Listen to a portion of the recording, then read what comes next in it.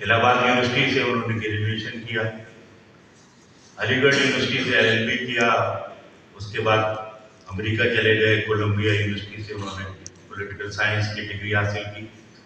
اردو انگریزی دونوں زبانوں پہ مکمل عبور رکھتے تھے، اور دونوں زبانوں کو بہت آسان اور سادہ زبان میں لکھا کرتے تھے۔ ہمیں سے لوگ بہت کم ملتے ہیں جو ایک ساتھ دونوں زبانوں میں لکھیں۔ اور ان کے استاد تھے ڈاکٹر اشرف، بہت مشہور آدمی تھے۔ کہا جاتا ہے کہ مارکسزم میں سپتے صاحب جو ہے ڈاکٹر اشرف سے متاثر ہوئے۔ سپتے صاحب میرے خیال ہے شروع سے ہی بہت زیادہ مطالعہ تھا ان کا، سماجیات پہ، اقتصادیات پہ، قانون پہ، تو ان کی جو رائٹنگ ہے وہ ہر جگہ اس کی عکاسی ہوتی۔ تو صحافت میں وہ آ گئے میرا خیال ہے جب انہوں نے علی گڑھ یونیورسٹی سے فارغ ہوئے، تو شاید ان کے تعلقات تھے مولوی عبدالحق سے۔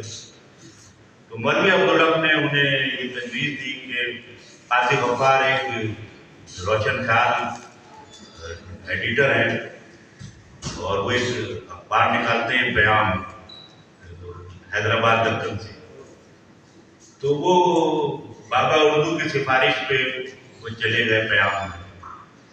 تو سپتے صاحب کی جو صحافت کی زندگی کا آغاز ملتا ہے وہ پیام اخبار سے ملتا ہے۔ کافی عرصے انہوں نے پیام اخبار میں کام کیا، اس کے بعد وہ بمبئی آ گئے، اور بمبئی میں انہوں نے صحافت شروع کر دی۔ اس کے علاوہ باقی ان کا پولیٹیکل کیریئر، اور وہ ہمارے باقی دوست کیونکہ وہاں جو کمیون تھا اس میں رہا کرتے تھے، تو اس زمانے میں انہوں نے کانگریس کے اخبار نیشنل ہیرلڈ میں کام کیا، اس میں مضامین لکھے۔ پھر اس سے پہلے ایک ادبی رسالہ بھی نکالا انہوں نے، تو اس رسالے میں سجاد ظہیر، سردار جعفری وغیرہ کام کیا کرتے، نیا ادب کے نام سے نکالا تھا انہوں نے۔ اور یہ جو ترقی پسند ادب تھا اس کو جو پھیلانے کا آغاز ہوا، ویسے تو وہ روشنائی سے ہوا جو بنیادی کتاب ہے اور وہ جو افسانے چھپے تھے، مگر یہ نیا ادب نے بھی ایک اہم کردار ادا کیا اس زمانے میں۔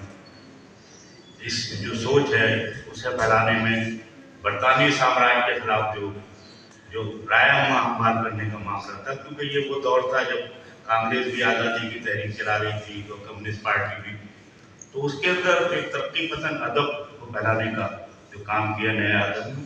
اس کے بعد جب وہ بمبئی آ گئے تو وہ مختلف اخبارات میں کام کرتے رہے، نیشنل ہیرلڈ میں کام کیا۔ نیشنل ہیرلڈ جو ہے وہ پنڈت جواہر لال نہرو کا اخبار تھا، کانگریس کا، اس میں لکھتے رہے۔ بعد میں پھر کمیونسٹ پارٹی نے یہ فیصلہ کر لیا کہ وہ اپنا اخبار نکالیں گے قومی جنگ، تو پھر سید صاحب جو ہے قومی جنگ میں اسسٹنٹ ایڈیٹر ہو گئے۔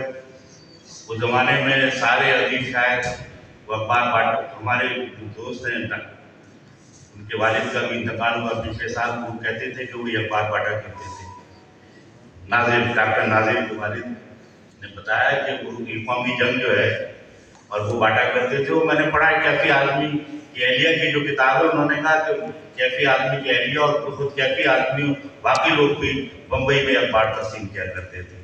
سارے قومی جنگ جو تھا یہ کمیونسٹ پارٹی کا اخبار تھا، اور اس زمانے میں جو مذہبی جنون تھا اور جو نیوی کے سپاہیوں کی لڑائی تھی اس پہ جو آپریشن ہوا تھا، اس کے حوالے سے قومی جنگ کا بڑا کردار تھا۔ پھر